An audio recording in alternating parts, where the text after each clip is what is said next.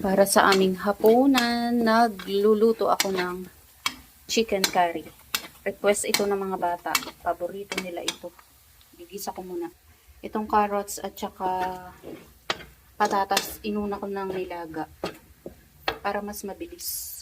So, ito yung curry na gagamitin ko. Japanese curry. Yan. Masarap yan, guys.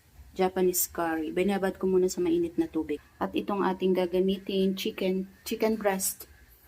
Yan. Ayaw nila ng may bell pepper. Kaya hindi ako naglalagay ng bell pepper. Nilagyan ko ng konting sili. Gusto nila maanghang. Kahit sa mga bata, gusto nila maanghang. Yan, maanghang. Ayan yung aking karne. Paggulong-gulungin ko muna siya sa mga aromatics. Ano yun? Sibuyas, bawang, luya, sili. Ayan, mamaya lalagyan ko din ng paminta. Mabilis lang to kasi ang matagal lang dito yung manok eh. Pero hindi naman matagal lutuin yung manok.